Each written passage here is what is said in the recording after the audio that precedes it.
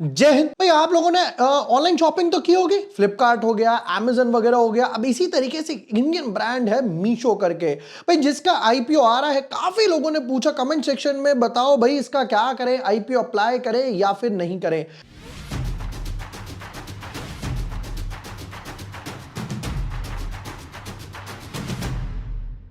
Hi everyone, my name is bore Washne, I am a SEBI registered research analyst. आज की video में करने वाले हैं मीशो आईपीओ जिसका आने वाला है उसके डिटेल्ड एनालिसिस। एक बहुत अच्छी बात है कि भाई कंपनी डेट फ्री है, कोई डेट वगैरह नहीं है। बट हाँ, नेगेटिव ये है कि कंपनी लॉसेस में है। तो भाई एक अच्छी बात, एक बुरी बात। मेजर पैसा जो है वो फ्रेश इशू है, तो पैसा मतलब अप्लाई करूं या नहीं करूं, वो भी तब जब एक ब्रैकेट में 3 आईपीओ आ रहे हैं। Without wasting time, let's deep dive in our analysis. But yes, before moving ahead, अगर अभी तक आपने चैनल सब्सक्राइब नहीं किया है या न्यू यूजर हो तो यहां पर आपको सारे वीडियोस मिल जाएंगे। एक्वस आईपीओ का एनालिसिस डाल चुके हैं और एनआईएसएम के बारे में हम लोग डाल चुके हैं कि भाई एनआईएसएम जिसको एग्जाम्स वगैरह देने उसके लिए आईसीआईसीआई एएमसी में शेयर होल्डर कोटा कौन सा रहने वाला है, पॉडकास्ट किया था। सुदीप फार्मा के एनालिसिस हमारे डॉट टू डॉट बैठे। चलिए आईपीओ टेबल पर आपको एक बार नजर डलवा देता हूं फटाफट से। ये 3 आईपीओ जो सेम ब्रैकेट में आ रहे हैं, विद्या बायर्स, एक्वस, मीशो। मैं एक्वस के एनालिसिस डाल चुका हूं, मीशो के आज हम एनालिसिस कर रहे हैं और उसके बाद हम लोग करने वाले हैं विद्या बायर्स के। और अगर आप लोग कहेंगे तो तीनों का एक हर बारी की तरह कुछ पैरामीटर्स चूज करके मैं कंपैरिजन भी दे दूंगा। मीशो से स्टार्ट करते हैं।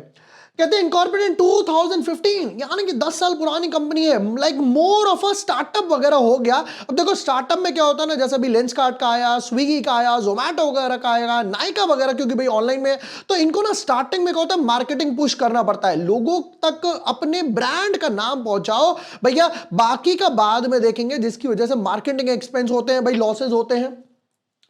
Meesho Limited is a multi-sided technology platform driving e-commerce in India by connecting 4 key stakeholders: consumers, भैया हमें अगर कुछ बाय करना है; sellers, जो अपना माल बेच रहे हैं; logistic partners, जो भैया इधर से उधर लेके जाएंगे सामान को; और कंटेंट क्रिएटर्स भी आ गए। भैया हम भी छोटे मोटे कंटेंट क्रिएटर हैं, आप लोग हमारी वीडियो देखा कीजिए।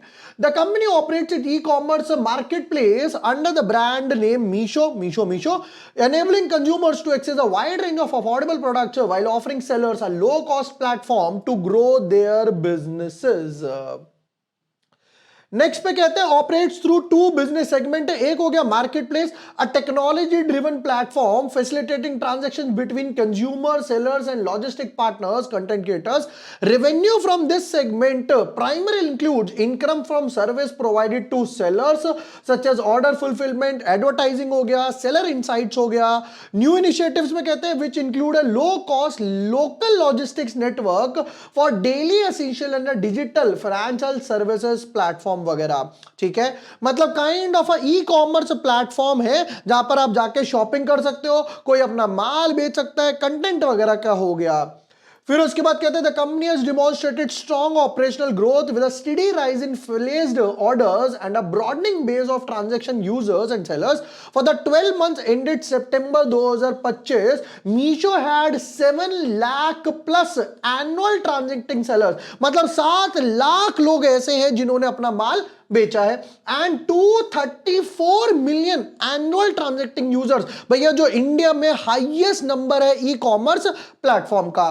फिर कहते हैं its logistic network operated under Valmo integrate third party logistic providers including first and last mile delivery partners, sorting centres हो गए, ट्रक ऑपरेटर्स हो गए, ensured efficient order fulfilment across India. फिर उसमें कहते हैं भैया सितंबर 2025 के हिसाब से इंप्लॉयड 2000 प्लस इंप्लॉयज इनके पास है।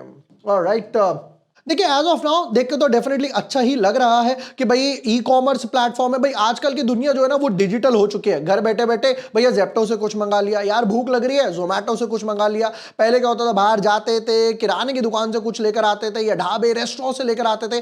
वो चीज अब धीरे धीरे ना ऑनलाइन यानी कि मोबाइल में सब कुछ शिफ्ट हो गया है। तो भाई जिसकी वजह से बोलते हैं कि भैया हमने 234 मिलियन की ट्रांजैक्ट एनुअल यूजर्स थे। चलिए बहुत बढ़िया बात है। हम जाएंगे पहले कुछ इंपॉर्टेंट डेट्स वगैरह पर कि इंपॉर्टेंट डेट्स क्या बोलती हैं इनकी। ऑलराइट, कहते हैं आईपीओ ओपन होगा 3 तारीख को, आईपीओ क्लोज होगा 5 तारीख को, फिर उसके बाद अलॉटमेंट आएगी 8 तारीख को, रिफंड आएंगे 9 तारीख को, फिर शेयर्स भी 9 तारीख को, और 10 तारीख को ये लिस्ट होने वाला है। ये तीनों के साथ तीनों एक ही ब्रैकेट में आ रहे हैं, तीनों की डेट बिल्कुल सेम है। देखते हैं जरा कुछ फेस वैल्यू वैल्यूएशन पे। कहते हैं फेस वैल्यू है 1 रुपी, इशू प्राइस है 105 से 111। अब देखो कई लोग ना पूछते हैं कि भाई हमें आईपीओ लगता ही नहीं, उसके मेजर रीजन क्या होते हैं? भाई अलॉटमेंट तो बात की बात है, उससे पहले ही कई लोग बाहर हो जाते हैं। क्यों? लोगों को लगता है मैं 105 भर देता हूं। अब 105, 106, 110.9, 111.1 ये सब फालतू बिड है। What matters is upper price band पे डालो या कट ऑफ टिक कर दो। कहते हैं 135 शेयर्स रखें एक बंडल में। फिर कहते हैं 5421 5421 करोड़ रुपए चाहिए, जिसमें से 4250 यानी कि ऑलमोस्ट 80% के आसपास जो है फ्रेश इशू है। बहुत अच्छी बात है। देखेंगे भाई पैसा किस लिए हटा रहे हो। अब डेट तो है नहीं, मैं ये भी नहीं बोल सकता कि भाई डेट रिड्यूस करेंगे। ऑफर फॉर सेल में कहते हैं 1100 करोड़ के आसपास है, जो कि 20% है। Neutral to not neutral, I should say positive situation, major पैसा कंपनी के पास जा रहा है। नेक्स्ट पॉइंट पर कहते हैं जी अगेन यहां पर भी रिटेल का कोटा 10% है, एक्वस में भी 10% कोटा है। कहते हैं भाई रिटेल वालों को 10% मिलेगा, एचएनआई को 15% मिलेगा।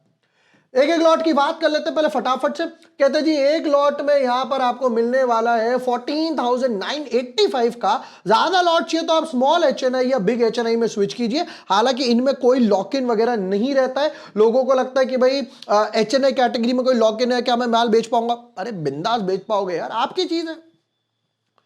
आते हैं फाइनेंशियल्स पर। बताओ भाई फाइनेंशियल्स क्या है, और माइनस माइनस है वो तो चलो समझ आता भी है, कोई प्रॉब्लम नहीं है। अब आते हैं फाइनेंशियल्स पर। Full year full year full year, और अभी ये है हाफ ईयर का, 2 क्वार्टर का। आगे बढ़ते हैं। कहते हैं जी 3800 करोड़ के एसेट्स थे, थोड़ा सा 10% बढ़ गए, 4100 करोड़ के आसपास हो गए, और एक मैसिव जंप आया एसेट्स में, 7200 हो गए।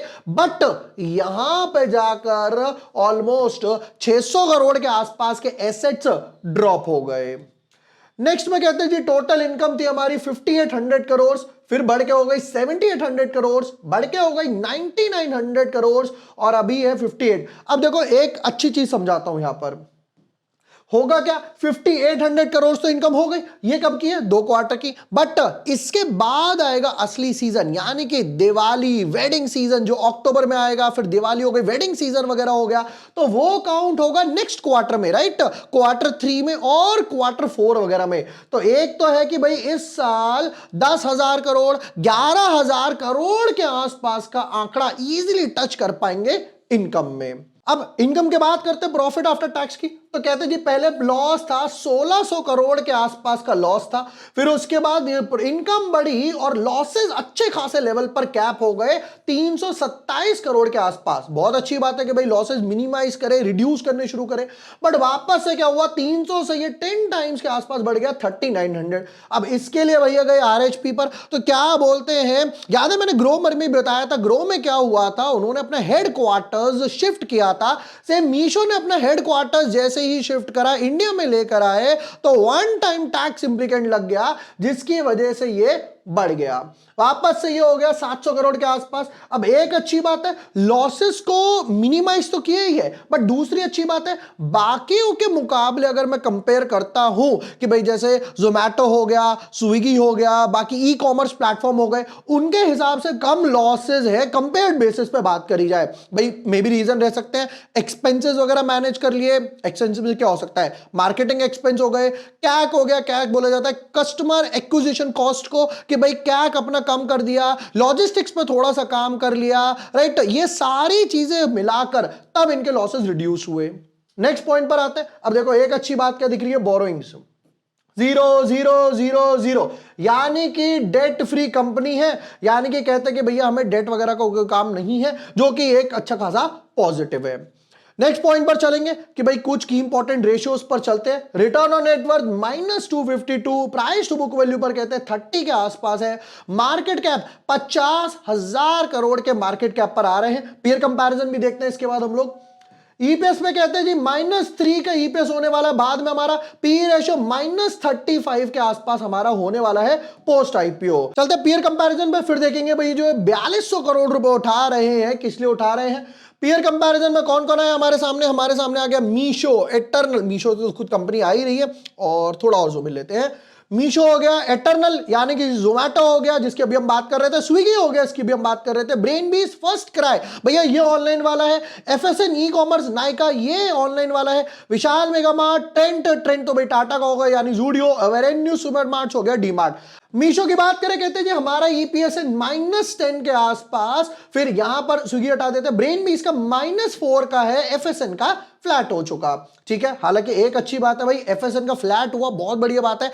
एफएसएन यानी कि नाइका के शेयर की बात करते हैं, 100 रुपए 120 रुपए से लेकर भाई साहब 250 रुपए की लास्ट 5-6 महीनों में क्या छलांग लगाई है। पी रेशो की बात करते हैं तो यहां पर था -35 के आसपास, और इनका है भाई साहब नाइका का 1100 का पी रेशो, इसका -35, इसका 1100, यहां पर नंबर मेंशन नहीं है। रिटर्न ऑन नेटवर्थ -252 के आसपास है, इसका 5 के आसपास है, इसका -26 के आसपास है। यही रीजन था मैं इन बाकी तीन को कंपेयर नहीं कर रहे, 100 के पी रेशो पे ट्रेड कर रहे हैं। ट्रेंड आ गया, ट्रेंड ने तो एक रैली क्या बना कर दी है। अब देखो यहां पर ना एक पॉइंट और ऐड किया जा सकता है, मीशो ये ऑनलाइन में है, बट मीशो का फोकस क्या है कि भैया मैं ऑनलाइन माल बेचूंगा, इनके कोई फिजिकल स्टोर्स वगैरह नहीं है कि भैया उससे क्या होगा मैं इन्वेंट्री वगैरह रखूं, उसका रेंट वगैरह भरूं, वो कॉस्ट वगैरह बढ़ जाती है। विशाल मेगा मार्ट, ट्रेंड और एवेन्यू सुपरमार्ट यानी कि डी मार्ट, ये तीनों टायर 2 टायर 3 पे फोकस करते हैं, राइट। ट्रेंड के तो आप लोगों ने प्राइसिंग पॉलिसी भी देखी है, ये तीनों फोकस करते हैं टायर 2 टायर 3 पे, बट इनका है फिजिकल स्टोर, ऑनलाइन में नहीं है। मीशो का काम है ऑनलाइन में। अब सोचो जब फिजिकल स्टोर लेने के बाद, उसका पैसा भरने के बाद, इन्वेंट्री कॉस्ट वगैरह के बाद, डेड इन्वेंट्री वगैरह के बाद ये तीनों प्रॉफिट में आ सकते हैं, तो आई होप आगे जाकर हम लोग मीशो को भी देख पाए जो भैया अपनी फिजिकल स्टोर ना बनाकर ऑनलाइन पे फोकस करके अपना एक अच्छा खासा पैसा बचा रहा है। Hope so. नेक्स्ट पॉइंट पर देखते हैं भाई पैसा किस लिए उठा रहे हो, फिर आएंगे हमारे फाइनल वर्डिक्ट वगैरह पर, एंड लेट्स चेक। कहते हैं पैसा किस लिए उठा रहे हैं, investment for cloud infrastructure in MTPPL or subsidiary 1390 crore रुपए क्लाउड इंफ्रास्ट्रक्चर में डालेंगे। अब भाई ऑब्वियसली बात है क्लाउड में तो डालना ही पड़ेगा, क्लाउड मतलब जो ऑनलाइन स्टोरेज होती है। जब इतने 234 मिलियन लोग आपके पास शॉपिंग करने आ रहे हैं, भैया उनका डेटा कहां रखोगे, क्लाउड पे तो सर्वर बनाना ही पड़ेगा। मैं तो कहता हूं पूरा का पूरा खुद का डेटा सेंटर बना लो भाई। क्यों भाई, लोग आ रहे हैं अपना नाम आपके पर्सनल डेटा के साथ, राइट, नाम, फोन नंबर, ईमेल आईडी, इन सब के साथ आप पे ट्रस्ट वगैरह कर रहे हैं। दूसरा सेलर्स आपके पास है, आपको पूरी इन्वेंट्री मैनेज करनी है, तो भैया क्लाउड में तो एक अच्छा खासा पैसा जाएगा। दूसरी बात कहते हैं payment of salaries to the existing and replacement hires of machine learning AI, ये भी एआई लेकर आ गए। अब तो हर जगह चल रहा है, ChatGPT, Gemini, technology teams of the AI development undertaking by MTPL 480 crore. Investment in MTPL or subsidiary for expenditure towards marketing and brand initiatives 1000 crore के आसपास, और बाकी इनऑर्गेनिक एक्विजिशंस वगैरह छोटी छोटी कंपनीज को हम लोग एक्वायर वगैरह करते रहेंगे। चलिए अब देखो एक कुछ पॉजिटिव पॉइंट्स डिस्कस कर लेते हैं, कुछ नेगेटिव पॉइंट्स डिस्कस कर लेते हैं, फिर फाइनल वर्डिक्ट पर आ जाते हैं। प्रोज एंड कॉन्स या क्रक्स की बात कर लेते हैं। नंबर 1, मेजर पैसा जो है वो कंपनी के पास जा रहा है। हालांकि जब इनका भाई आरएचपी न्यूज वगैरह पड़ी थी तब ये कहते हैं पहले ओएफएस बहुत ज्यादा था, हमने ओएफएस को 40% 30% तो ऑलरेडी रिड्यूस कर दिया, और वैल्यूएशन भी जो लेकर आ रहे थे वो काफी हाई वैल्यूएशन पे लेकर आ रहे थे, उसको भी 40% ड्रॉप कर दिया। अच्छी बात है भाई, इन्वेस्टर्स के लिए टेबल पर कुछ छोड़ा है। Most important debt free company है, मुझे तो ये चीज पसंद आई। एसेट्स बढ़ रहे हैं, अच्छी बात है। इनकम बढ़ रही है, अच्छी बात है। लॉसेस थोड़ा सा कैप हो गए। वन टाइम आया था भाई जो यूएस से भाई इंडिया में अपना हेडक्वार्टर्स वगैरह शिफ्ट करा था, टैक्स, बट ठीक है चलो कोई पार्ट एंड पार्सल है। उससे भी मोस्ट इंपॉर्टेंट पॉइंट जो मुझे पर्सनली लग रहा है कि भाई टायर 2 टायर 3 पर फोकस कर रहे हैं, वेयर हाउसेज वगैरह नहीं बना रहे हैं। एक भाई हाँ, लॉसेस को थोड़ा सा और कैप करो भाई, जब डेट नहीं है, इंफ्रास्ट्रक्चर पे तो एक्सपैंड कर ही रहे हो, थोड़ा सा और डीप डाइव इन करो भाई, स्टार्टअप वगैरह है। अब आ जाते हैं फाइनल वर्डिक्ट पे, over subscription, listing gain, long term. Number 1 देखो, जोमैटो ने पैसा बनाकर दिखाया है, समझ आता है, राइट। जो स्टार्टअप वगैरह आ रहे हैं, लेंसकार्ट का यार एग्जांपल ले लो। लेंसकार्ट के लोगों पे नेगेटिविटी वगैरह थी, तब भी मैंने ये चीज कहा था एक दो लॉट के लिए अप्लाई करो, और 402 से लेकर वो एक अच्छा खासा रनअप वगैरह देकर गया, राइट। तो लॉन्ग टर्म के लिए एक दो लॉट में अप्लाई किया जा सकता है, बट आईपीओ जो प्राइस है उसको बेस मानकर चलना, उसके नीचे चला जाएगा तो हम लोग रिड्यूस करेंगे, तो हम लोग इसमें लिखेंगे पार्शियल। नंबर 1। अब आते हैं ओवर सब्सक्रिप्शन पे।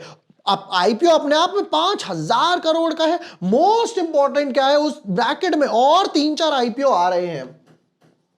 मैं यहां पर और लिखता 10 times, 15 times, 20 times, but IPO size और मोस्ट इंपॉर्टेंट, क्योंकि 3 आईपीओ के हिसाब से लिखना पड़ेगा। हालांकि एक अच्छी बात है, मार्केट बुलिश है, निफ्टी ऑल टाइम हाई पे खड़ी है, bank Nifty all time high पे खड़ी है। लिस्टिंग गेन की बात करूं तो मैं समवॉट अराउंड 10 to 20% के आसपास लिस्टिंग गेन यहां पर एक्सपेक्ट करूंगा, राइट। जिसके लिए, क्योंकि रिटेल का कोटा 10% है, एक आधा लॉट अपने अकाउंट से, मम्मी के अकाउंट से, पापा के अकाउंट से लगाएंगे, ताकि अलॉटमेंट के चांसेस मैं यहां पर अपने बढ़ा पाऊं। दोस्तों ये थे डिटेल्ड एनालिसिस मीशो के, जहां पर हमने बिजनेस मॉडल देखा, फिर इनके फाइनेंशियल्स वगैरह देखे, पैसा किस लिए उठा रहे हो वो चीज चेक करी, पीयर कंपैरिजन भी मैंने आपको करके बताया तीनों के बारे में। और भी इस टाइप के वीडियोस लेकर आना, आईपीओ पर कंपैरिजन वगैरह लेकर आने वाला हूं। वीडियो पसंद आया हो, share with your friends, like and subscribe. Thank you for watching the video. Lots of love.